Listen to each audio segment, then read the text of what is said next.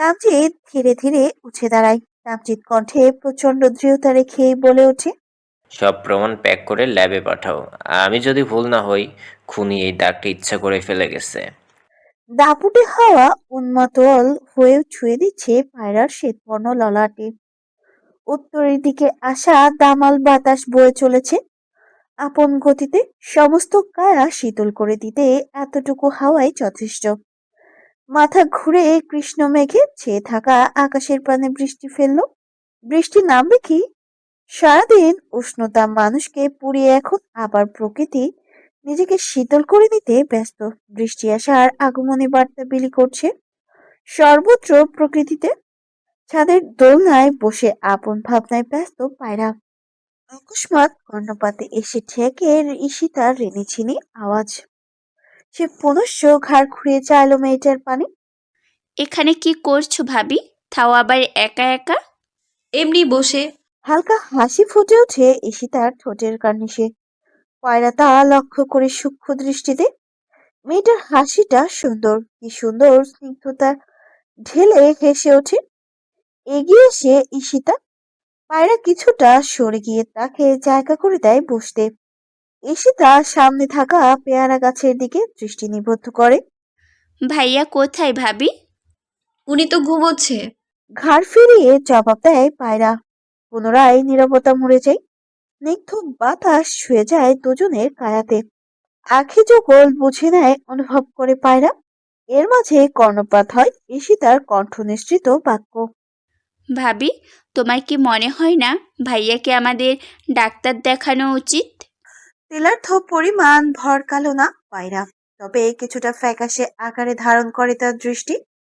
মলিন স্বরেই বলে ওঠে, দেখানো তো উচিত, কিন্তু পরিবার থেকে তাকে কেন ডক্টর দেখাচ্ছে না আপু? হতাশার নিঃশ্বাস বেরিয়ে আসে ঈশিতার অভ্যন্তর থেকে। নিষ্প্রাণ দৃষ্টিতে তাকায় ছাদের মেঝেতে। লঘু স্বরে বলে ওঠে, দেখিয়েছে তো, কিন্তু কিছুই হয়নি। উল্টো ভাইয়া আরও বেশি পাগলামি করতো। বছর দুয়েক একদম বন্দি করে রাখা হয়েছিল, তারপর কিছুটা ঠিক হওয়ায় তোমার সাথে বিয়ে দেওয়া হলো। দীর্ঘশ্বাস বেরিয়ে আসে ঈশিতার। তার ভাইকে সে অনেক ভালোবাসে। এত বছর ধরে অনেক কষ্টে ভাইয়ের এই অবস্থা মেনে নিয়েছে। এখন কেন জানি দেখলে শ্বাসরুদ্ধ হয়ে আসে তার। মানতে পারে না আরশিলে এই পরিণতি। অপরদিকে পায়রার কণ্ঠনালী যেন তালাবদ্ধ হয়ে আসে। আনমনে প্রশ্ন করে, কিন্তু আমরা এমন ডাক্তার কোথায় পাবো? আমি এক পরিচিত সাইকোলজিস্টের নাম জানি। চলো, আজ বিকালেই যাব, কিন্তু কাউকে টের পেতে দেওয়া যাবে না। পরন্ত বিকেল। বৃষ্টি আসবে আসবে করেও আর আসেনি। তাও আবহাওয়া শীতল। এই শীতল আবহাওয়ায়ও পায়রা কপালে বিন্দু বিন্দু ঘাম জমেছে। পুরো মুখশ্রী আতঙ্কে ছেয়ে আছে। পরিকল্পনা অনুযায়ী আরশিলকে নিয়ে এসে আর ঈশিতা ডাক্তারের উদ্দেশ্যে বেরিয়েছে কিছুক্ষণ আগে। কিন্তু কয়েক মুহূর্তের মধ্যে সব পরিকল্পনা ব্যর্থ হয়ে গেল। গাড়ি মাঝপথে আসতে হঠাৎই তাদের দিকে ছুটে আসে কয়েকজন মুখোশধারী ব্যক্তি। জোরপূর্বক গাড়ির দরজা খুলে তারা। পায়রা চিৎকার করার আগেই তাদের একজন শক্ত হাত দিয়ে আরশিলের বাহু ধরল। আরশিল কিছু বলতে চাইলে দুজন লোক তার মুখে কাপড় জড়িয়ে দেয়। সামনে থেকে ঈশিতা চিৎকার দিয়ে ওঠে। পায়রার চক্ষুদয় ভয় আর অসহায়তার মিশ্রণে। লোকগুলো জোর করে আরশিলকে বাইরে বের করে। ভয়ে পায়রার নেত্রে অজস্র অশ্রু জমা হয়। সেও গাড়ি থেকে নেমে ছুটে গিয়ে আরশিলের দিকে হাত ধরে। আপনারা কারা? ওনাকে কেন নিয়ে যাচ্ছেন? ওনার হাত ছাড়ুন, ছাড়ুন বলছি। ঝরঝর করে কেঁদে ওঠে সে। পায়রা আরশিলের হাত না ছাড়লে একজন এসে পায়রাকে সজোরে ধাক্কা দেয়। হেসে সে বলে ওঠে, ওকে নিয়ে যেতে দে, না হয় ওর বদলে এখন থেকে তুলে নিয়ে যাব। ছুটে এসে ঈশিতা পায়রা ধরে উঠে দাঁড় করায়। এবার ড্রাইভার সহ পায়রা আর ঈশিতা আরশিলকে ছাড়ানোর চেষ্টা করে। ঈশিতা পাশ থেকে দ্রুত এগিয়ে এসে মুখোশধারীদের দিকে চিৎকার করে বলে ওঠে, ছাড়ুন আমার ভাইয়াকে। আপনারা জানেন না কত বড় ভুল করছেন। আরো কয়েকজন এগিয়ে আসে সাথে সাথে আরশিলকে গাড়িতে উঠিয়ে নেয়। কলিজা কেঁপে ওঠে পায়রার। অন্তঃস্থলে ধুকধুকানির মাত্রা বেড়ে যায়। গাড়ি চলতে শুরু করলে পেছনে চোট লাগায় সেও, কিন্তু কিছু দূর যেয়ে রাস্তায় বসে পড়ে।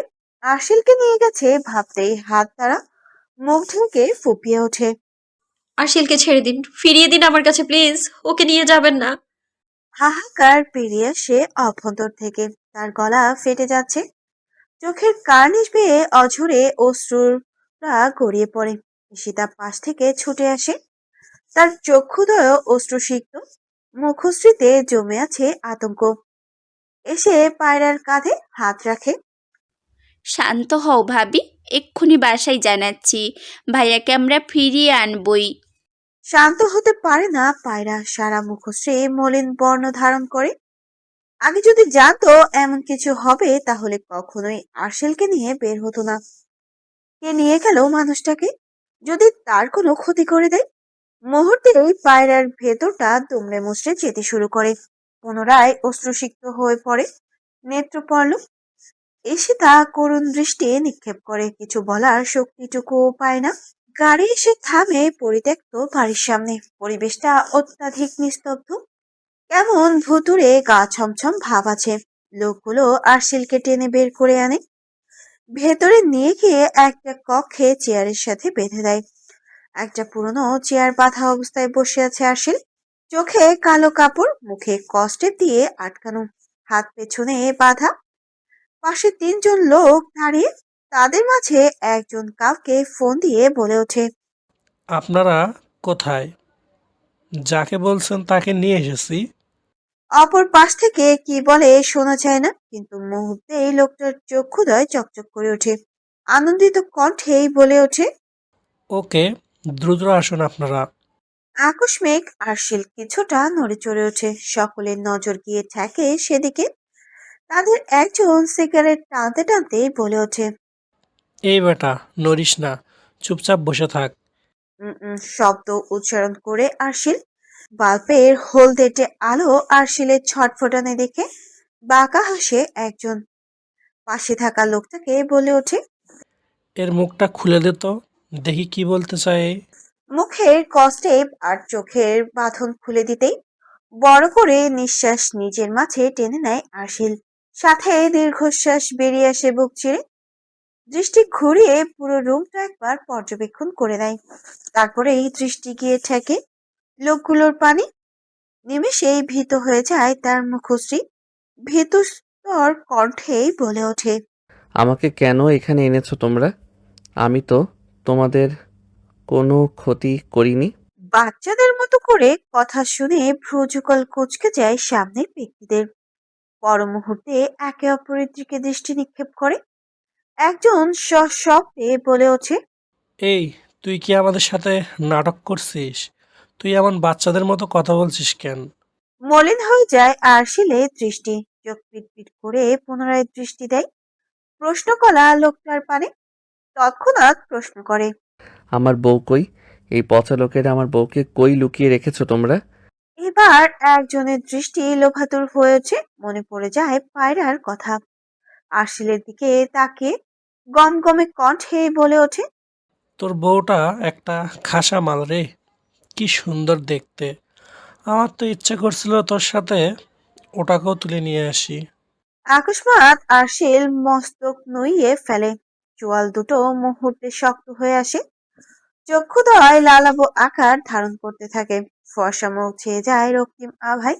আপন মনে বিড়বিড় করতে থাকে কিছু একটা, তবে মাথা নুইয়ে ফেলতে দেখে একজন ব্যক্তি বলে ওঠে। কিরে, তুই দেখি বইয়ের কথা বলতে চুপ মেরে গেলি। তুই দেখি পুরাই বাচ্চাদের মতো কথা বলিস। এত সুন্দর বউটাকে এমনে এমনে রাইখা দিবি? একদিন না হয় আমার কাছে পাঠায়া দেস। মুহূর্তটা নিস্তব্ধ, আরশিল মাথা নিচু করে বসে আছে, কপালের শিরাগুলো ফুলে উঠেছে, চোয়াল শক্ত, চক্ষুদ্বয় তখনও মেঝেতে নিবদ্ধ, কানে অনবরত বেজে বেজে চলেছে একটা বাক্য।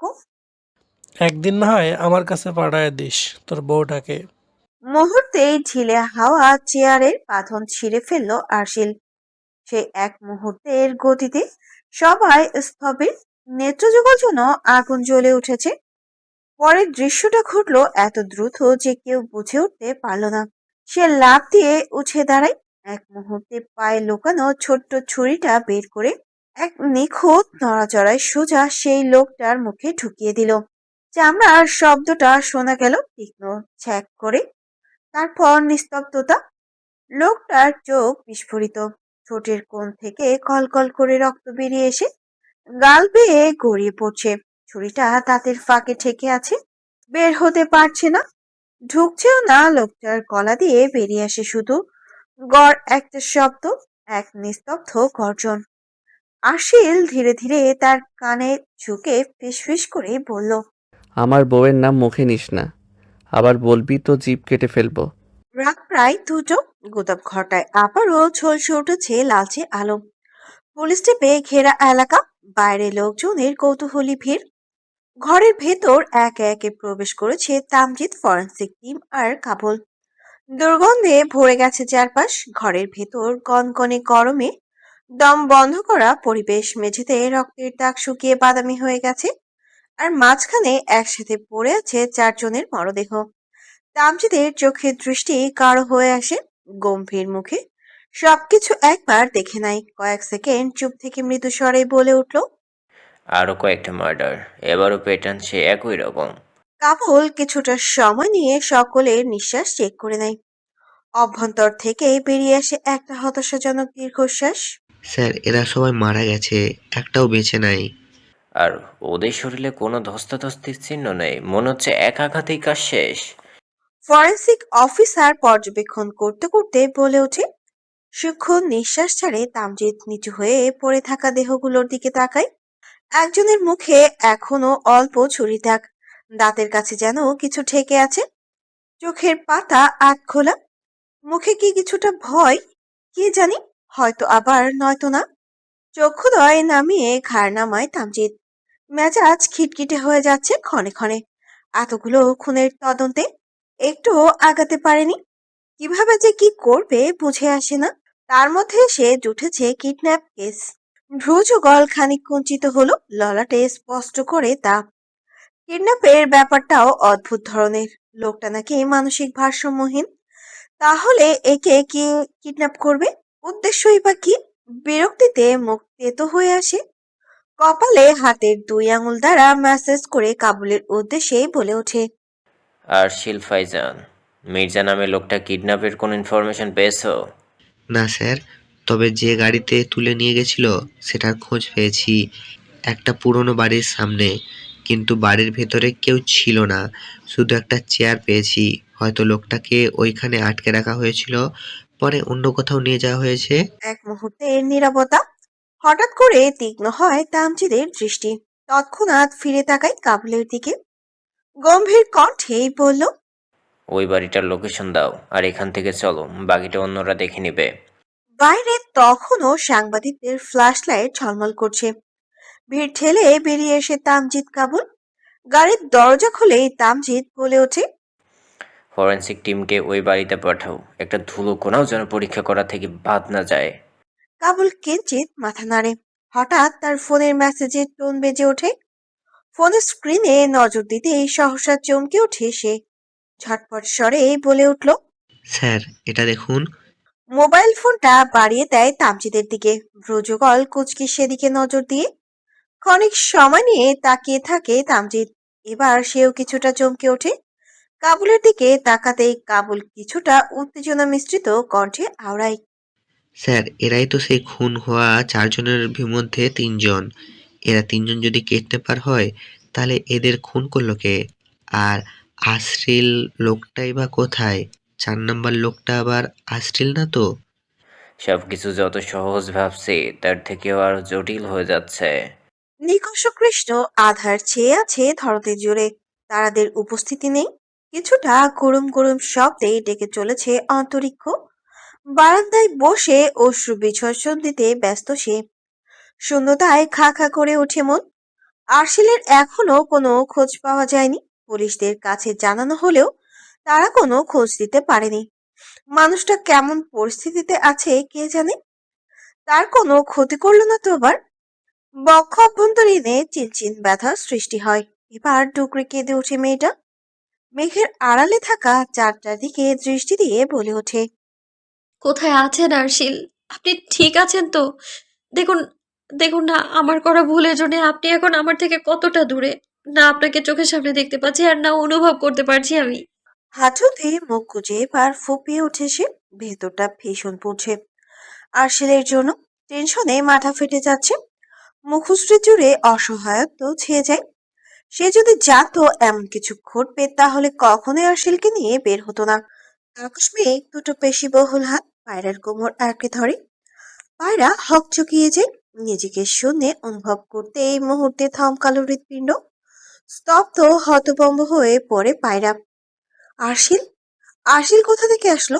সে কি স্বপ্ন দেখছে? হুম, না, মোটেও স্বপ্ন না। মুখ দিয়ে শুধু একটা শব্দই উচ্চারিত হয়। বর আপনি? মুহূর্তে এই পায়রার মধ্যে বুকের ভেতরটা উতলে উঠলো আনন্দে। আনন্দ উৎসাহে আরশিলের গলা চাপটে ধরে পায়রা। ভয়, উদ্বেগ, অপেক্ষা সবকিছু একসাথে যেন হুড়মুড়িয়ে বেরিয়ে এলো চোখের জল হয়ে। আরশিলের বুকের ভেতর মুখ লুকিয়ে কেঁদে উঠল সে। অসহায় কণ্ঠে বলে উঠল, আপনি কোথায় ছিলেন এতক্ষণ? আমি ভেবেছিলাম আপনাকে হয়তো আর ফিরে পাবো না। আরশিল পায়রা সমেত বিছানায় বসে পড়ে। পায়রা তখনও আরশিলের কোলে বসে তার গলা জড়িয়ে বুকে মাথা রেখে ফুপিয়ে চলেছে। দক্ষিণা শীতল বাতাস ছুঁয়ে যায় দুজনকে। পায়রা নিজেকে কিছুটা শান্ত করতে দীর্ঘ একটা শ্বাস টেনে নিল। নিজের অভ্যন্তরে প্রশ্ন করলো, আপনি কোথায় ছিলেন আপনি? আপনাকে তো তুলে নিয়ে গিয়েছিল ওরা। আপনি ফিরে এলেন কি করে বর সাহেব? আরশিল চক্ষুদ্বয় পিটপিট করে পরক্ষণে ঠোঁট উল্টিয়ে বাচ্চাদের মতো ফ্যাকাশে গলায় বলে ওঠে, জানি না বউ, আমার কিছু মনে নেই। আমি শুধু জ্ঞান ফেরার পর দেখি রাস্তায় পড়ে আছি। কেউ ছিল না, শুধু অন্ধকার। কিন্তু আপনি জানেন না কারা নিয়ে গিয়েছিল? কিছু মনে নেই? আরশিলের চেহারায় শিশুসুলভ নিষ্পাপ ভাব। মাথায় হাত চেপে মনে করার চেষ্টা করে। পর মুহূর্তে হতাশা ভরা কণ্ঠেই বলে উঠল, মনে পড়ছে না তো বউ, কিছু মনে নেই আমার। পায়রা আর কথা বাড়ায় না। আরশিলের শরীর থেকে কেমন মিষ্টি একটা সুবাস এসে নাসার রন্ধ্রে প্রবেশ করে। চক্ষুদয় বুজে ফেলল পায়রা। আরশিলের বুকে নাক লাগিয়ে গভীরভাবে ঘ্রাণটা টেনে নেওয়ার চেষ্টা করে। ভাবভঙ্গি পরিবর্তন হতে শুরু করে আরশিলের। চোয়াল শক্ত হতে শুরু করে ধীরে ধীরে। পেশিবহুল হাত দ্বারা পায়রাকে নিজের কিছুটা কাছে নিয়ে এসে ঘনিষ্ঠ হয়। তপ্ত নিঃশ্বাস আস্তে পড়ছে পায়রার পুরো মুখশ্রীতে। খানিক কেঁপে ওঠে সে। কিশোরী পায়রার লজ্জায় আরক্তিম অবস্থা। আরশিল একটু নিচু হয়ে মুখ ডুবিয়ে দিল পায়রার গলায়। শুষ্ক ওষ্ঠযুগল সেথায় ছুঁয়ে দিতে শুরু করে ক্ষণে ক্ষণে আরশিল ক্রুদ্ধ রাগান্বিত স্বরেই বলে উঠল, তোমার পাশে আমার নিজের সত্তাকেই সহ্য হয় না প্রাণ, কেন বারবার তার কাছাকাছি যাও? নিস্তব্ধ নির্বাক পায়রা। শুষ্ক ঢোক গেলে সে। আরশিলের অধৈর্য আর শ্বাস ক্রমশই ভারী হয়ে আসছে। দুহাতে ঠেলে সরানোর প্রয়াস করতেই হাতের বাঁধন আরো শক্ত হয়। ঠোঁটে স্পর্শ হলো গাঢ় তীব্র। আরশিল হালকা কামড় দিয়ে মুখ উঠিয়ে আনলো, কিন্তু পায়রাকে নিজের থেকে বিন্দু মাত্র পরিমাণেও আলাদা করে না। সারিভেদ করে বলিষ্ঠ হাড় দুটো চলে যায় উন্মুক্ত কোমরে পেটে। পায়রা পেট মোচড় দিয়ে উঠল। হৃদস্পন্দন বেগতিক অবস্থা। আরশিল কণ্ঠে মাদকতা মিশিয়েই বলে ওঠে, আর একটু বড় কেন হলে না জান? আমি নামক মানুষটাকে সামলানোর জন্য হলেও একটু বড় হতে পারতে। নিমিলিত চোখ মেলে অনিমেষ টিভির পর্দায় চেয়ে আছে পায়রা। পাশেই আরশিল বসে কি সব আঁকিবুকি করছে। শাড়ির লম্বাটে আঁচল মেঝেতে গড়াগড়ি খাচ্ছে। সেদিকে নজর নেই তার। সমস্ত মনোযোগ ঠেলে সে নিউজ দেখতে ব্যস্ত। পুনরায় পুরনো গোদাম ঘর থেকে উদ্ধার করা হলো 4টি মরদেহ। সন্দেহ করা হচ্ছে আগের খুনের সঙ্গে এদের যোগ ছিল। আকস্মিক নিউজটি দেখে বিস্ময়কর দৃষ্টি নিক্ষেপ করলো পায়রা। নিচে মৃতদেহের ছবি। এই লোকগুলোকে তো সে চিনে। এরাই তো শপিং মলে তাকে বাজে কথা বলেছিল। আর আর বাকিরা তো আরশিলকে যারা কিডন্যাপ করলো তারা। কিন্তু এদের এই হাল কে করলো? হঠাৎ তার বুকের মাঝে কেঁপে উঠলো আর চোখে পলক করলো পাশে থাকা আরশিলকে। তার ভেতরটা কেমন ছটফটিয়ে ওঠে। এর সাথে আরশিলের কোনো সংযোগ নেই তো? আটকে ওঠে পায়রা। বুকের ভেতর কাঁপুনি বেড়ে যায়। না না, কি ভাবছে এসব? আরশিল কেন এগুলো করতে যাবে? সে ভুল ভাবছে, এমন কিছু হতেই পারে না। হঠাৎ বাইরের গেটের দিকে গাড়ির হর্ন বেজে ওঠে। ভাবনায় পড়ে যায় পায়রা, এই সাত সকালে কে এলো? দরজায় কড়াঘাত পড়তেই পায়রা উঠে গিয়ে দরজা খুলে দেয়। সামনেই দাঁড়িয়ে তামজিৎ, চোখ দুটো আগের মতোই গাঢ় তীক্ষ্ণ। পেছনে কাবুল আর দুজন কনস্টেবল। পায়রাকে দেখে প্রশ্ন করে তামজিৎ। মিসেস পায়রা আপনি? জি আমি। আমি অফিসার তামজিদ। আমাদের ভিতরে ঢুকতে দিন, কাজ আছে। বুকের ভেতর কাঁপুনি বেড়ে যায় পায়রার। হঠাৎ পুলিশ কেন? ভীতু মনে দরজা থেকে সরে দাঁড়ায় সে। গটগট পায়ে ভেতরে প্রবেশ করে তামজিৎ। সোফায় বসে থাকা আরশিলকে দেখে ওষ্ঠের কোণে রহস্যময় হাসি ফুটে ওঠে। ঘড়ির কাঁটা তখন সকাল 8:30। তামজিৎ স্থির দৃষ্টিতে চেয়ে আছে সোফায় বসে থাকা আরশিলের দিকে। বিনা বাক্যে কিছুটা এগিয়ে যায়, সোজা বসে পড়ে আরশিলের মুখোমুখি। সোফা বরাবর, ভাবভঙ্গি বোঝা অসম্ভব। চোখে শুধু আরশিলের প্রতিচ্ছবি ভাসছে। সূক্ষ্ম দৃষ্টিতে পর্যবেক্ষণ করছে আরশিলের প্রত্যেকটা পদক্ষেপ। তামজিৎ মুখ সম্মুখে দৃষ্টি রেখে বলে ওঠে। হাই মিস্টার আরশিল, কেমন আছেন? সব ঠিকঠাক? পায়রা কিছুটা হতবাক, কিছুই বুঝতে পারছে না কেন এসেছে এনারা। এবার কিছুটা সাহস জুগিয়ে প্রশ্ন করে।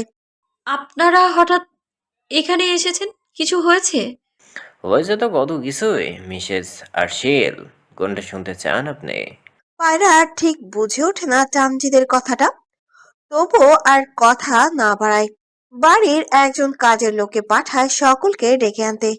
শাড়ির আঁচলটা কাঁধে তুলে এক পাশ দিয়ে দাঁড়ায় পায়রা। মনে মনে ভীষণ চিন্তিত সে। নিস্তব্ধ পরিবেশে ঝংকার তুলল আরশিলের বাচ্চামো কণ্ঠস্বর। তোমরা কারা? আর এখানে কি করো? এই তোমরা কি পচা লোক? কাবুল হকচকিয়ে যায়। তামজিদও ভ্রুযুগল উঁচিয়ে চাইল আরশিলের পানে। দুঃখ দৃষ্টিতে পর্যবেক্ষণ করছে আরশিলের প্রতিটি গতি। মনে মনে কিছুটা দ্বিধান্বিত হয়, কিছুটা তবুও বাঁকা হেসে বলে ওঠে। আবার কোন নাটকে নামলেন মিস্টার আরশিল? আরশিলের মাঝে কিছুটা বিষণ্ণতা ছড়িয়ে পড়ে। ছোট্ট একটা নিঃশ্বাস ফেলে মন খারাপ করেই বলল। আমি নাটক না সিনেমা করতে চেয়েছিলাম। সিনেমার হিরো হওয়ার অনেক শখ। দেখো আমার একটা নায়িকার মতো বউ আছে, কিন্তু তাও আমি নায়ক না। আরশিলের কথায় কিংকর্তব্য বিমূঢ় পায়রা। এই লোকটা কি সব উল্টোপাল্টা বলছে? হতবিহ্বল হয়ে ড্যাব ড্যাব করে চেয়ে রয় আরশিলের পানে। ততক্ষণে ঈশিতা সহ বাড়ির সকলে ড্রয়িং রুমে এসে উপস্থিত হয়। এরই মাঝে ফোড়ন কাটে কাবুল। মাথা চুলকে বোকার মতো বলে ওঠে। আমি তো ভাবছিলাম এই বাড়িতে ঢুকলে মারা পড়বো কিনা, এখন দেখি পুরো উল্টা, এখানে মানসিক সার্কাসও চলছে। তামজিৎ চোখ রাঙায় কাবুলকে, চোখের ইশারায় নিজের মুখ বন্ধ রাখতে বলে। পুনরায় ফিরে যায় আরশিলের পানে। কিছু বলতে মুখ খুলবে এমন সময় আরশিল হঠাৎ সোফার উপরে দাঁড়িয়ে দু হাত প্রসারিত করে। পরক্ষণেই হাত দুটো কোমরে রেখে শিশুসুলভ ভঙ্গিতে বলে ওঠে। দেখো দেখো, আমি সার্কাসের হিরো। আমাকে সুন্দর লাগছে না বলো? কিছুটা ভ্যাবাচাকা খেয়ে যায় তামজিৎ কাবুল দুজনেই। পায়রা দ্রুত পায়ে এগিয়ে আসে। খিলখিল করে হেসে ওঠে ঈশিতা। এসব দেখে ভারী মজা পাচ্ছে সে। ভ্রুযুগল কুঁচকে তীক্ষ্ণ দৃষ্টিতে ঈশিতার পানে চাইল তামজিৎ। পা থেকে মাথা পর্যন্ত সূক্ষ্ম দৃষ্টিতে একবার দেখে নেয় তাকে। হাসির মাঝে হঠাৎ তামজিদের দিকে দৃষ্টি পড়তেই ভ্যাবাচাকা খেয়ে যায় ঈশিতা। পরক্ষণেই হাসি থামিয়ে ছোট ছোট চোখ করে তাকায়। নজর সরিয়ে নেয় তামজিৎ, আর ভুলেও ঘুরে তাকায় না সেদিকে। পায়রা সে আরশিলের হাত মুঠো করে ধরে অনুরোধের স্বরে বলে ওঠে। নিচে নেমে আসুন, পড়ে গিয়ে ব্যথা পাবেন তো। আরশিল হঠাৎ মুখ গোমড়া করেই বলে। বসবো না। বসলে মনে হয় আমার হাত পা বেঁধে দিয়েছে। আমি পছন্দ করি না কেউ আমাকে বেঁধে রাখুক। আরশিলের চাচি মাহফুজা মির্জা এবার কিছুটা বিরক্ত হয়, গমগমে কণ্ঠে বলে উঠল। এ বাড়িতে যে আর কত নাটক চলবে, যত সব। কথাটুকু বলে নিজের ছেলে মেয়েকে উপরে নিয়ে চলে যান তিনি। আরশিলের মুখশ্রী অন্ধকারে ছেয়ে যায়। আস্তে ধীরে নেমে আসে সোফা থেকে। আরশিলের মন খারাপ দেখে রাজিয়া খাতুন এগিয়ে আসে, মাথায় স্নেহের হাত বুলিয়ে দিয়ে বলে ওঠে। মন খারাপ করো না আব্বু, দুষ্টামি পরে করো। ওনারা যা জিজ্ঞাসা করে আগে তার উত্তর দাও দাও না হয়। তামজিৎ নিঃশব্দে দেখছে, চোখে দৃষ্টি স্থির, কিন্তু মস্তিষ্ক কাজ করছে দ্রুত।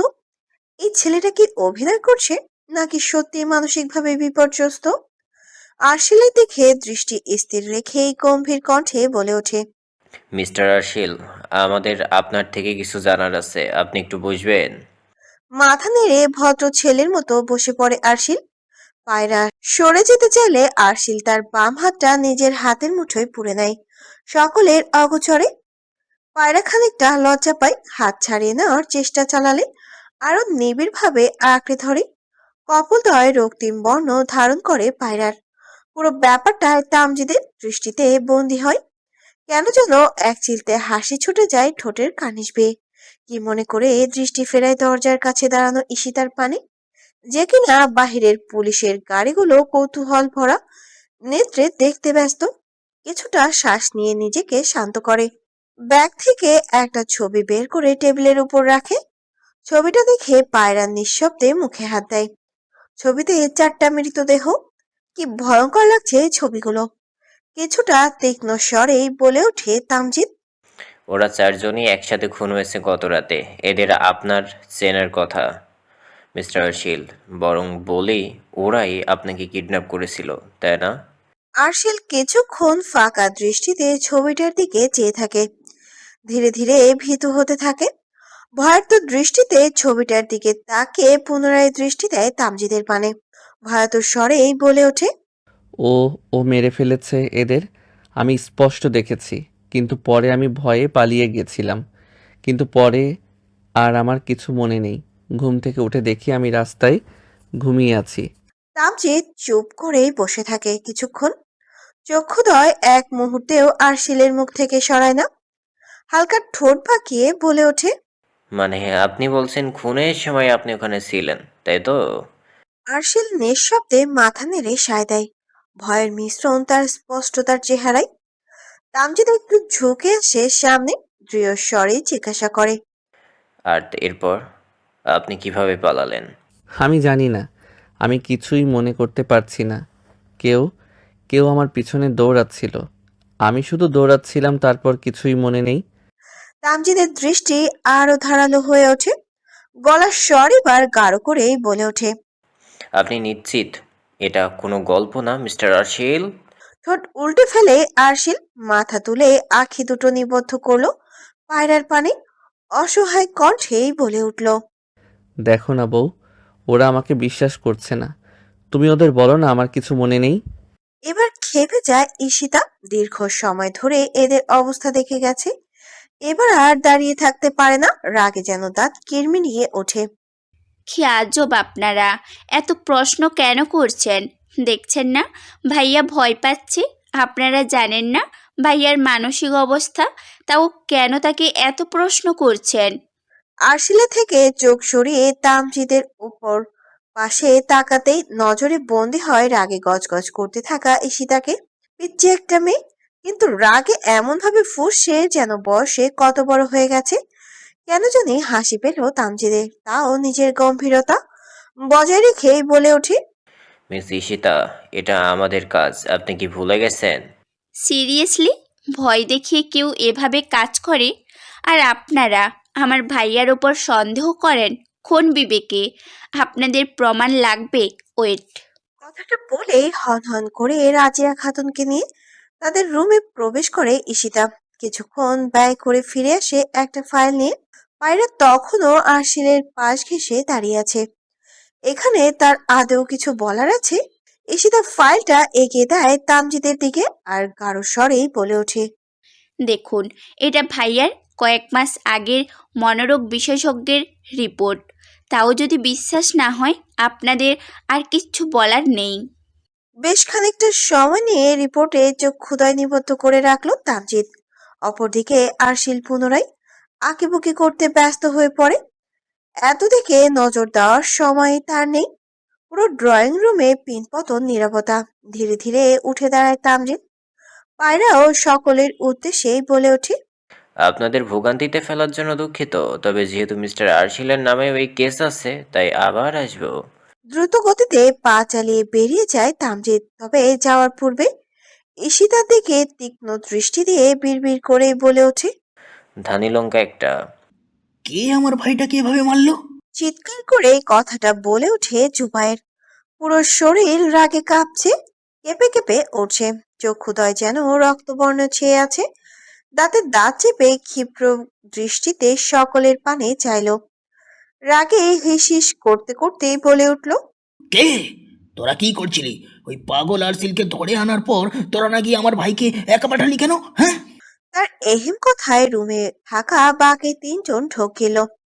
তারা তো কালকে যাচ্ছিলই, কিন্তু ওই বেটা জিসান পাকতামি করে আগে আগে সেখানে চলে গেল। এখন মারা পড়ল, তো কার দোষ? তিনজনের মাঝে থাকা তামিম কিছুটা সাহস জুগিয়ে বলে উঠল, আমাদের কোনো দোষ নেই। তোর ভাইকে বলেছিলাম আমাদের সাথে যেতে, আমরা পথে ছিলাম, কিন্তু তোর ভাই পাকনামি করে আগে আগে চলে গেছে। রক্তচক্ষু দিয়ে তার দিকে তাকায় জুবায়ের। রাগে গা জ্বলে যাচ্ছে, তাও কোনো মতে নিজেকে কন্ট্রোল করে তেজি স্বরেই বলে ওঠে, ওই শাড়িরে কল দে। বালটার জন্য আমার ভাইয়ের লাশটা পর্যন্ত দেখতে পারলাম না। কোনোদিন জানি এটাকেও জানে উড়িয়ে দিই।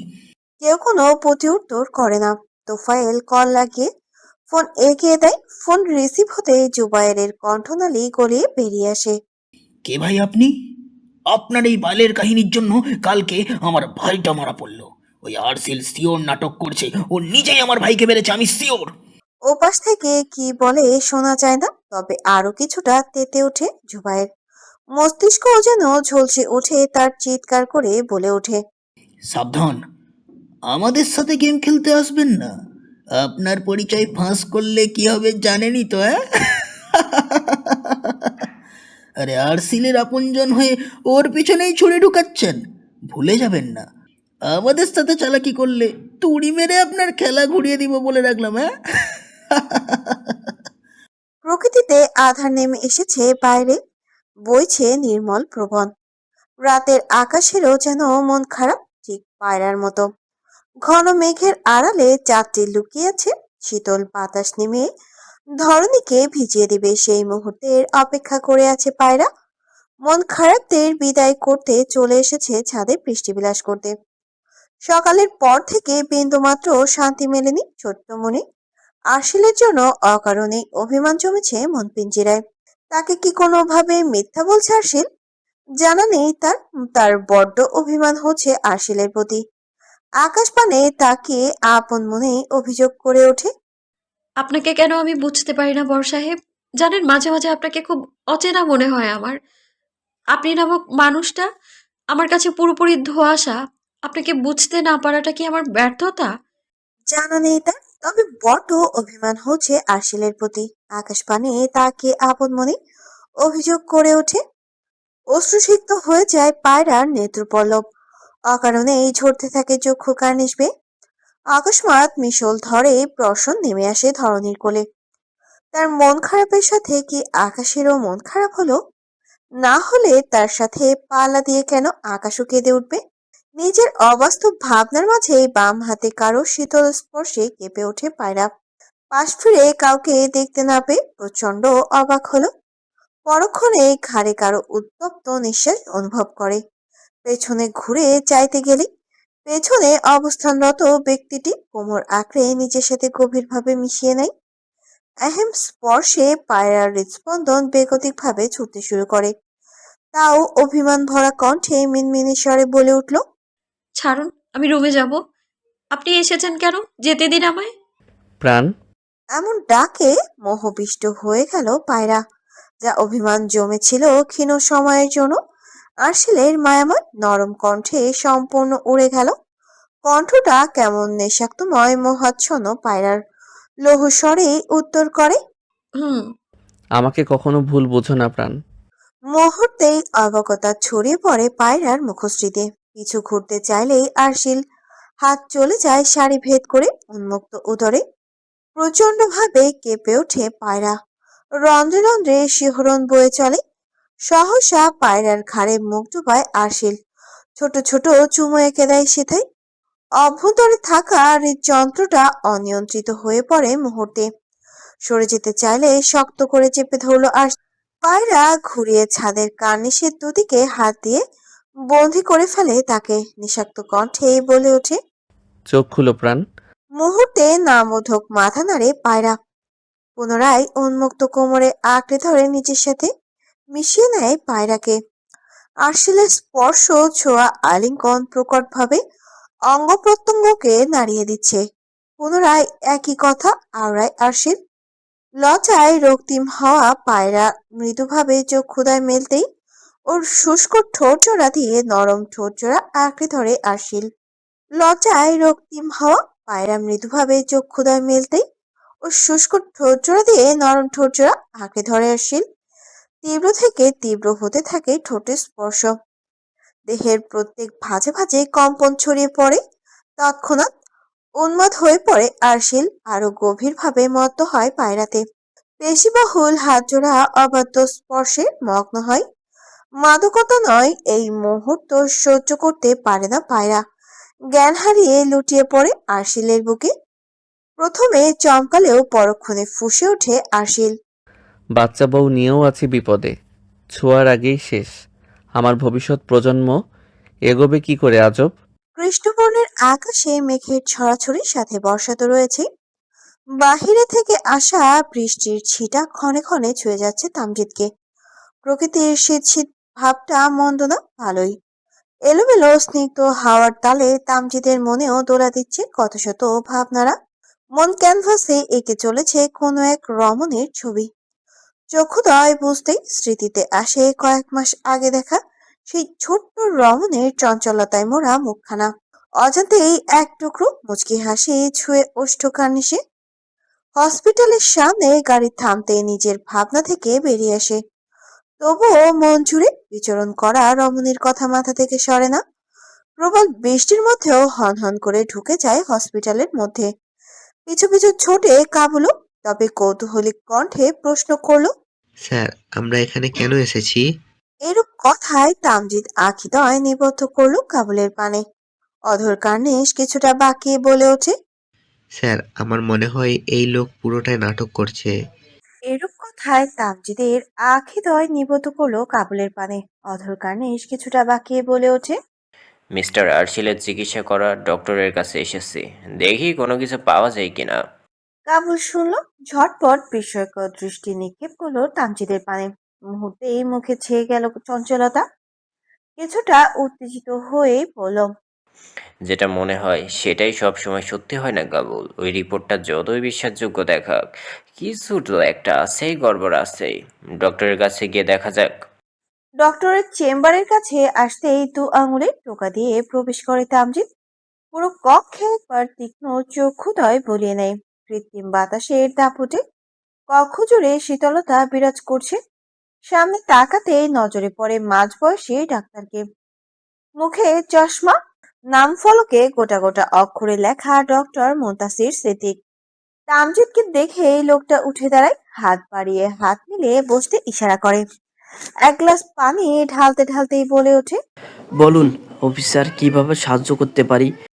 ফাইলটা দেখুন, আপনারই একজন পেশেন্ট, এর ব্যাপারে জানতে এখানে আসা। সোজা সাপটা উত্তর তামজিদের। লোকটা হাত বাড়িয়ে ফাইলটায় চোখ বোলায়। পরক্ষণে দীর্ঘশ্বাস ফেলে বলে ওঠে। জি, আমারই পেশেন্ট ছিল। কি জানতে চান বলুন। তামজিদের নেত্রযুগল স্থির হয়ে যায় ডক্টরের মুখে। গলার স্বরটা ধীরে নিচু করে জিজ্ঞাসা করে। ও কি ডেঞ্জারাস ছিল? ডক্টর থমকে যায়। চশমার ফাঁক দিয়ে চোখ দুটোতে হালকা অস্বস্তি প্রকাশ পায়। একবার এই দিক সেদিক দৃষ্টি দিয়ে কিছুটা আমতা আমতা স্বরে বলে ওঠে। না মানে আমি তেমন বলবো না, তবে ওর মধ্যে কখনো ভীষণ ভয় আর অস্বাভাবিক আচরণ দেখা যেত। ও কল্পনা আর বাস্তবের মধ্যে পার্থক্য বুঝে উঠতে পারতো না। তামজিদের কপালে হাত রাখে। কপালে কিছুটা ডলে উঠে বাঁকিয়ে বলে। আরশিল তো ভালোই ডেঞ্জারাস ছিল, আপনি হঠাৎ ট্রিটমেন্ট বন্ধ করলেন? ডাক্তারের কপালে এবার বিন্দু বিন্দু ঘামের রেখা দেখা যায়, যা খুব সূক্ষ্মভাবে তামজিদ লক্ষ্য করে। ডাক্তার মুনতাসির হাতের সাহায্যে কপালের ঘামটুকু মুছে নেয়। মুখে কৃত্রিম হাসি টেনে বলল। ওর কন্ডিশন খুব একটা ভালো ছিল না, তবে চিকিৎসা দীর্ঘদিন চললে উন্নতি সম্ভব। কিন্তু আমার কিছু ব্যক্তিগত কারণে আমি আর চালাতে পারিনি।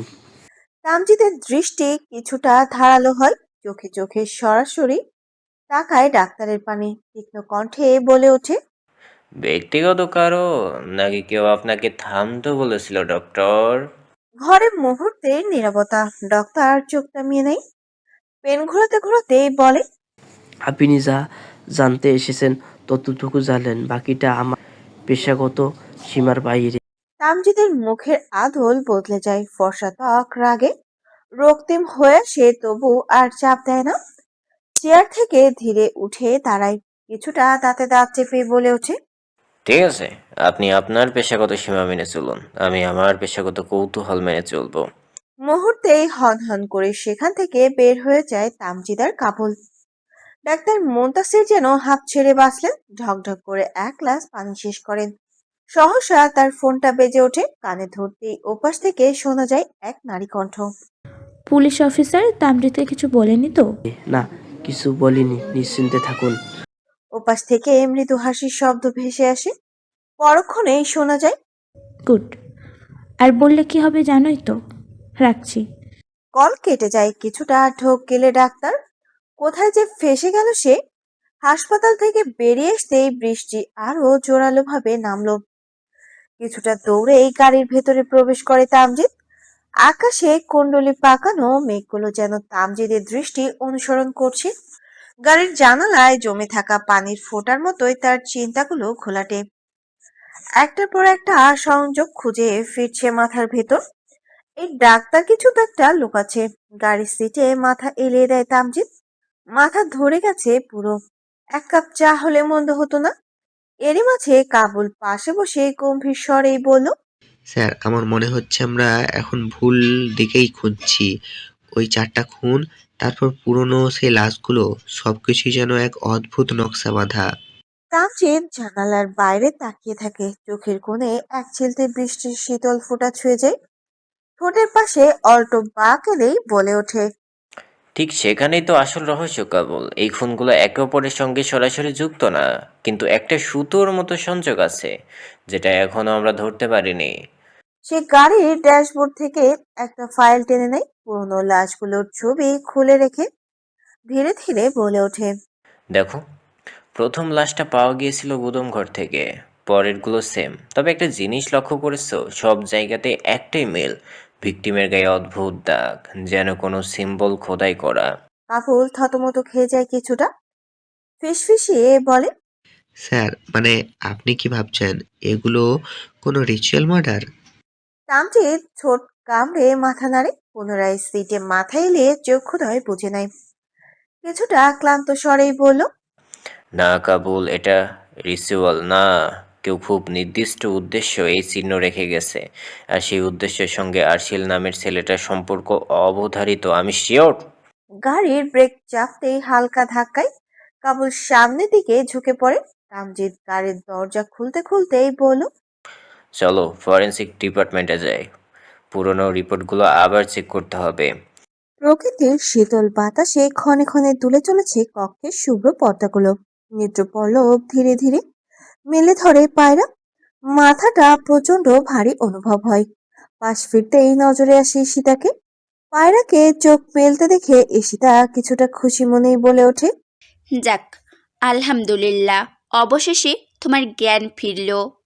শুরুতেই পায়রার বুঝে আসে না তার হয়েছেটা কি। পর মুহূর্তেই যেন মস্তিষ্ক জ্বলে ওঠে, রক্তিম আকার ধারণ করে কপোলদ্বয়। লজ্জায় আড়ষ্টতা অনুভব করে নিজের মাঝে। স্বামীর সামান্য স্পর্শেই কিনা সে জ্ঞান হারালো। ছি ছি, ব্যাপারটা কি লজ্জার। আকস্মাৎ শ্রবণ নালীতে ঈশিতার কণ্ঠ এসে বাড়ি খেতেই নিজ ভাবনা থেকে বেরিয়ে আসে পায়রা। ভাবি, ঠিক আছো তুমি? ভাইয়া কোনো পাগলামি করলো নাকি? না হলে হঠাৎ জ্ঞান হারালে কেন শুনি? সেকেন্ড মিনিটের কোঠায় আটকে যায়, উত্তর দিতে পারে না পায়রা। শেষে আড়ষ্টতা ভাব কিছুটা কাটিয়ে মিনমিনে স্বরেই বলে উঠল, উম তোমার ভাইয়া কোনো পাগলামো করেনি আপু। তুমি সত্যি বলছো? ভাবি, চলো এবার না হয় ভাইয়াকে সাইকোলজিস্টের কাছে নিয়ে যাই। এভাবে আর কতদিন বলো? মুহূর্তেই পায়রা আটকে ওঠে, মস্তিষ্কে জলজল করে ওঠে আরশিলকে কিডন্যাপ করার মুহূর্তটা। বুক ধড়ফড় করতে শুরু করে, সূক্ষ্ম নিঃশ্বাস ফেলে আতঙ্কিত কণ্ঠেই বলে ওঠে, না না, এর আগের বার যা হলো এবার আর কোনো দরকার নেই। কিচ্ছু হবে না তো ভাবি, এবার ভরসা রেখো, কিচ্ছু হবে না, দেখো। পায়রা কিছুতেই রাজি হয় না। তবে ঈশিতাও যেন নাছোড়বান্দা, এত জোরাজুরির পিঠে আর কথা খুঁজে পায় না, বলতে গেলে উপযুক্ত শব্দ নেই। তবুও কিঞ্চিত হতাশার নিঃশ্বাস ফেলেই বলে ওঠে, আচ্ছা আপু, আগের ডক্টর কেন চেঞ্জ করেছিল? ভেতর থেকে দীর্ঘশ্বাস বেরিয়ে আসে ঈশিতার। মনমরা হয়েই বলল, ট্রিটমেন্ট চলাকালীন ডাক্তার হুট করে জানায় ভাইয়া নাকি আর কখনো সুস্থ হবে না, তবে তার পাশে থেকে সার্বক্ষণিক দেখাশোনা করার জন্য কাউকে লাগবে, আর তাই তোমার সাথে ভাইয়ার বিয়েটা হয়। পায়রা কিছু বলতে চায়, এর পূর্বেই রুমে আরশিলের আগমন ঘটে। পায়রা কথা বলার মতো আর কিছু খুঁজে পায় না। ঈশিতাও কথা না বাড়িয়ে রুম থেকে বেরিয়ে যায়। আরশিলকে দেখা মাত্র তখনকার কথা মনে পড়ে যায় পায়রার। ধীরে ধীরে পল্লব ঝাঁকিয়ে সম্মুখে চোখ ফেলে তাকালো পায়রা। নিমেষেই নেত্রে ভাসমান হয় এগিয়ে আসা আরশিলকে। নিকটে সেই পেশিবহুল হাতের মাঝে বন্দি করে নেয় তাকে। ঝুঁকে এসে মুখোমুখি হয় পায়রার। গাঢ় দৃঢ় স্বরে বলে ওঠে, এই মেয়ে তখন জ্ঞান হারালে কেন? আমি কি তোমার সাথে কিছু করেছি? দৈবার প্রশ্নে হকচকায় পায়রা। আরশিল তখনও ঝুঁকে আছে। বলিষ্ঠ দেহখানা অবলোকন হতেই গলা শুকিয়ে আসে পায়রার। এই মানুষটা এত সুন্দর কেন? এত সুন্দর হতে কে বলেছে তাকে? পায়রা ভাবনায় এত মুশগুল, বুঝতেই পারেনি সামনে থাকা মানুষটি ঠিক কতটা এগিয়ে এসেছে। আকস্মিক উষ্ণ তপ্ত নিঃশ্বাস মুখের পড়তেই কেঁপে উঠল। ঠোঁটের ঠোঁট চেপে পিছিয়ে যেতে চাইলে কিঞ্চিত ধাক্কা দিয়ে তাকে বিছানায় ফেলে দেয় আরশিল। এগিয়ে যায় সম্পূর্ণ নিকটে। আকস্মাৎ বাকরুদ্ধ হতভম্ব পায়রা। বক্ষ স্পন্দন অস্বাভাবিক হয়ে পড়ে। হঠাৎ কর্ণপাত হয় আরশিলের গম্ভীর কণ্ঠস্বর। ধরলাম না, করলাম না, খালি একটু ছুঁয়েছি, তাতেই অজ্ঞান হয়ে গেলে? তখনই যদি প্রসেসিং শুরু করতাম তখন তোমার কি হতো জান? এক মুহূর্ত থেমে কানের কাছে মুখ এনে ফিসফিস করেই বলে ওঠে, তবে দোষ তোমারও কম না। এমনভাবে কাঁপতে থাকলে কেউ শান্ত থাকতে পারে? অন্ধকারে নিমজ্জিত চারপাশ। অন্ধকার কক্ষটাও তার ব্যতিক্রম নয়। লোহার চেয়ারে বসে থাকা জুবাইয়ের দুহাতে মুখ ঢেকে রেখেছে কিছুক্ষণ ধরে। তারপর হঠাৎই মাথা তুলে তাকায়। চক্ষুদ্বয় যেন ঝলসে ওঠা একরাশ রক্তিম আগুন। টেবিলের ওপর ছড়ানো ছবি। একটা পরিবারের প্রতি প্রতিটি সদস্যের মুখ, নিচে মোটা অক্ষরে লেখা নাম আরশিল ফাইজান মির্জা। জুবাইর ধীরে ধীরে একটা সিগারেট চালায়। চোয়াল শক্ত করে ছবিগুলো একে একে তুলে নেয় সে। তারপর একেবারে মুঠো করে চেপে ফেলে। বলে ওঠে, ওদের জন্যই ভাইটা মরেছে, ওদের জন্যই। এখন ওরা বাঁচবে না, কেউ না। পাশে থাকা তোফায়েল মৃদু স্বরে বলে ওঠে, তুই কিভাবে শিওর যে আরশিলের জন্যই রিসান মরছে? এক মুহূর্তে জুবাইরের চোখে আগুন জ্বলে ওঠে।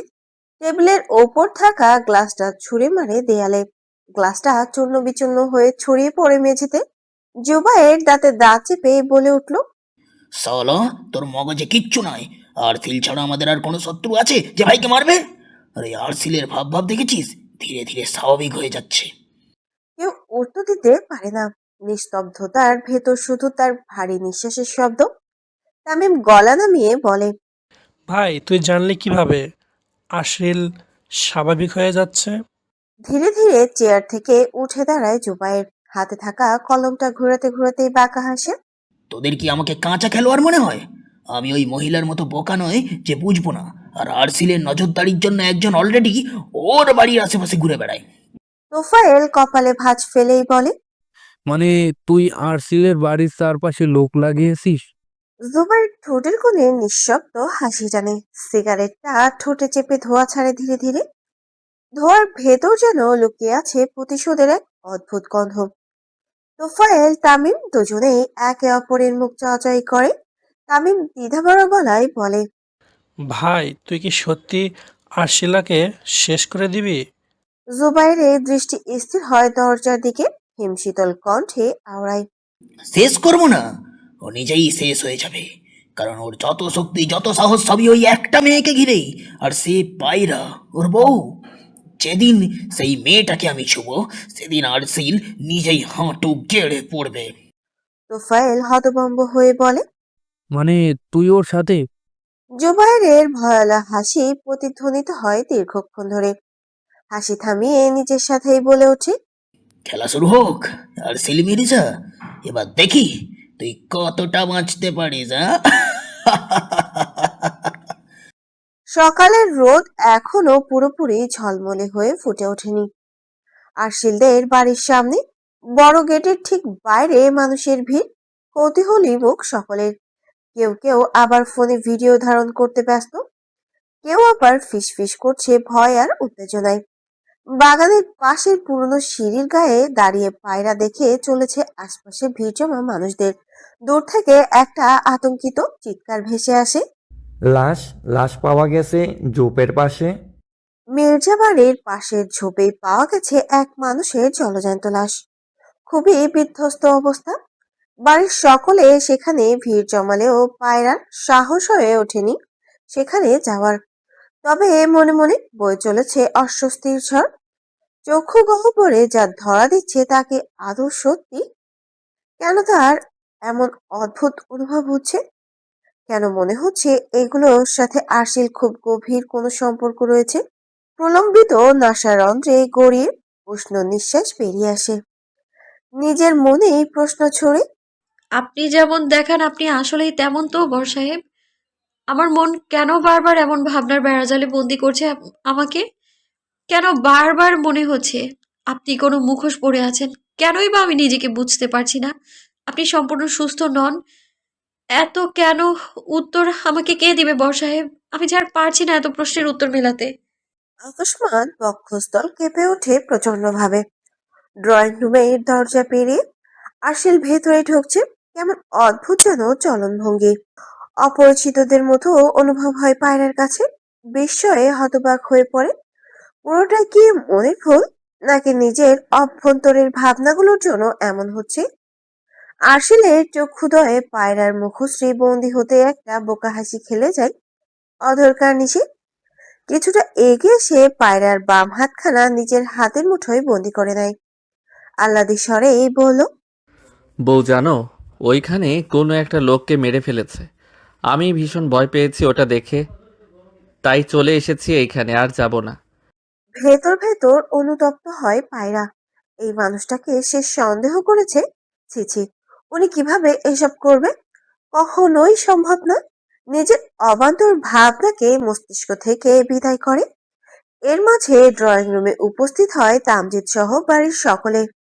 ড্রয়িং রুমে পা রাখতেই চারিপাশে যেন এক ভারী নিস্তব্ধতা নেমে আসে।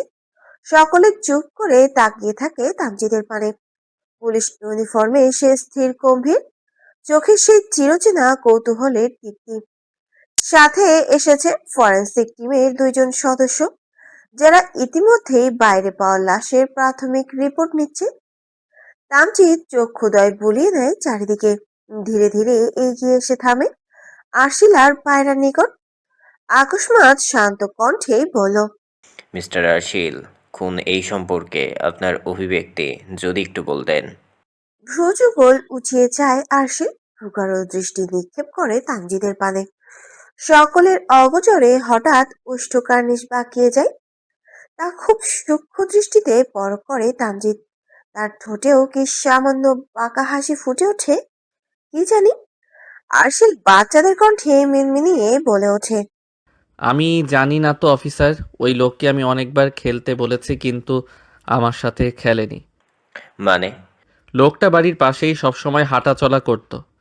আমি বাগানে খেলতে গিয়ে তাকে অনেকবার জিজ্ঞেস করেছি আমার সাথে খেলবেন, কিন্তু সে খেলেনি। তামজিদের চাহনি মুহূর্তেই গাঢ় হয়ে ওঠে। সবাই অবাক হয়ে তাকিয়ে আছে আরশিলের দিকে। তামজিদ সামান্য ঝুঁকে পড়ে নরম গলায় বলল, আপনি বলছেন লোকটা আপনার সঙ্গে খেলতো না? আরশিল নেত্রযুগল কুঁচকে তাকায় কিছুক্ষণ, তারপর বিরক্ত মাখা মৃদু স্বরে বলে ওঠে, না। তামজিৎ আরশিলের চক্ষু পানে দৃষ্টি স্থির করে বলে ওঠে। আপনি তবে শেষ কবে দেখেছিলেন? আরশিল সামান্য ভেবে মাথা কাত করল। শিশুর মতো মুখে একটা অবুঝ হাসি ফুটে উঠল নিমেষেই। রাতের বেলা জানালার পাশে দাঁড়িয়েছিলাম, তখন সে রাস্তার ওপাশে দাঁড়িয়ে তাকাচ্ছিল। আমি হাত নাড়ালাম, কিন্তু সে সাড়া দিল না। তারপর তারপর কি? তারপর বিদ্যুৎ চলে গেল, অন্ধকার হয়ে গেল, আবার আলো এলো, কিন্তু সে তখন আর ছিল না। তীক্ষ্ণ হয়ে ওঠে তামজিদের দৃষ্টি। কিঞ্চিত সময় নিয়ে স্বল্প স্বরে দুর্বোধভাবে হেসে ওঠে। মনে মনে কত শত হিসেব মিলে গেছে হয়তো। রাত গভীর। রাতের আকাশে স্নিগ্ধ বাতাস পায়রার শ্বেত ত্বককে বারবার ছুঁয়ে দিচ্ছে। সারাদিনে উত্তপ্ততা থাকলেও এখন ধরণীতে বর্ষণের ছোঁয়া মিলেছে। বিছানার পাশে হেলান দিয়ে বসা পায়রা স্ত্রীর দৃষ্টিতে চেয়ে আছে। আরশিলের মুখের পানে বক্ষ জুড়ে বিষাদের ন্যায় বিষাক্ত যন্ত্রণারা ছড়িয়ে আছে। আরশিলের চক্ষুদ্বয় বন্ধ, নিঃশ্বাসের ওঠানামা অনিয়মিত, মুখের কোণে অদ্ভুত এক টান। হঠাৎই আরশিলের ঠোঁট কেঁপে ওঠে। আপন মনে কিছু একটা বিড়বিড় করতে থাকে। তা দেখে ভ্রুদয় কুঁচকে যায় পায়রার। কিছুক্ষণ নির্লিপ্ত নয়নে তাকিয়ে এগিয়ে যায় আরশিলের নিকট। কর্ণপাত হয় আরশিলের বিড়বিড় করা কণ্ঠস্বর। জুবায়ের। পায়রা প্রথমে ভেবেছিল ভুল শুনেছে, কিন্তু না, আবারও সেই নাম। এবার আরো স্পষ্ট, আরো ভারী স্বরে বলে ওঠে। জুবায়ের, তোকে তোকে আমি। নীরবতায় মুড়ে যায় কক্ষ। আর কোনো শব্দ বের হয় না আরশিলের কণ্ঠনালী গড়িয়ে। ভাবনায় পড়ে পায়রা। কি বলতে চাইলো আরশিল? আর এই জুবাইরি বাকে? আকস্মিক ওপর পাশে ফিরে যায় আরশিল। কিছুটা নড়ে চড়ে ওঠে পায়রা। মনে মনে কিছুটা ভীতও হয়। পুনরায় ভেসে আসে আরশিলের বিড়বিড় কণ্ঠ। পায়রার বুকের ভেতরটা ধক করে ওঠে। তবে অপর পাশে ফিরে থাকার দরুন শুনতে অসুবিধা হয়। ধীরে ধীরে উঠে দাঁড়ায় সে। এক পা দুই পা আরশিলের মুখের কাছে গিয়ে থামে।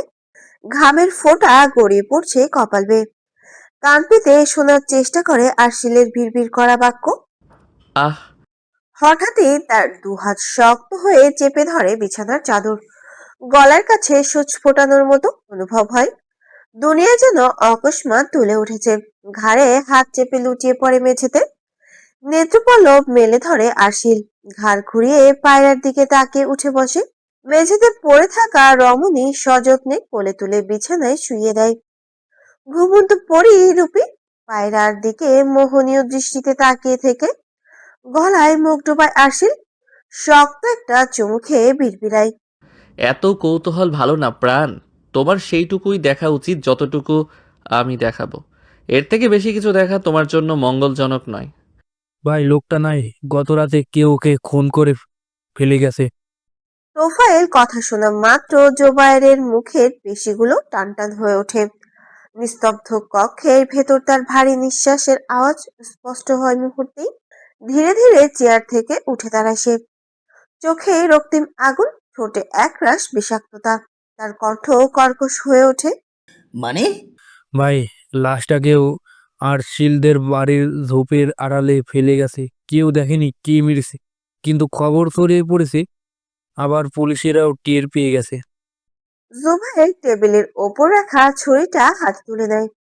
ব্লেডে আলোর প্রতিফলন যেন তার মনের হিংস্রতার প্রতিচ্ছবির মতো জ্বলে ওঠে। প্রতিশোধের দাও দাও আগুন জ্বলতে শুরু করে অভ্যন্তরে। রাগে হিস করে বলে ওঠে। ও খেলা শুরু করেছে। তোফায়েল আমার লোক মেরেছে, মানে ও বুঝে গেছে আমরা ওর পিছু নিয়েছি। এখন আর দূর থেকে খেলা নয়, এবার ডিরেক্ট আঘাত। তোফায়েল একটু ভয় মিশ্রিত কণ্ঠেই বলে। ভাই, পুলিশ হামলা দিলে কিছু করতে না কেটে বেরিয়ে আসে। কাক পক্ষেতেও যেন এই কথা না শুনে। ফোন রেখে ঘুম দে, বাকিটা আমি দেখছি। কল কেটে যায়। কৃত্রিম শীতলতা মোড়া কক্ষেও জুবাইরের ঘামতে থাকে। শরীরে যেন কেউ হাজার খানেক কাঁটা ফুটিয়ে দিয়েছে। রাগে কপালের রক ফুলে ফেপে ওঠে। আপন মনেই আওড়ায়। তুই খেলা শুরু করতে চাইছিস তাই তো? যা, শুরু করে দিলাম আজকে আর এই মুহূর্ত থেকে। রজনীতে হাওয়া বর্ষণে ধুয়ে মুছে চাকচিক্য রূপ ধারণ করতে ব্যস্ত। রাতে হাওয়া বর্ষণের প্রভাবে সকালের আবহাওয়াও শীতলতায় মোড়া। জানালা গলিয়ে আসা স্নিগ্ধ বাতাসের ছোঁয়ায় ঘুম হালকা হয়ে আসে পায়রার। নেত্রপলক পিটপিট করে উঠে সহসা। নিদ্রা মিশ্রিত চোখ মেলে তাকাতেই নজরে এসে ঘুমন্ত আরশিলকে। পায়রার ছোট্ট দেহটা সম্পূর্ণ আরশিলের ওপর, আর তার কোমর পেঁচিয়ে গভীর নিদ্রায় আচ্ছন্ন আরশিল। সাথে সাথে ঘুম ছুটে যায় পায়রার। স্নিগ্ধ প্রভাতে এমন দৃশ্য দেখে কপোলদ্বয় রক্তিম হয় খানিক।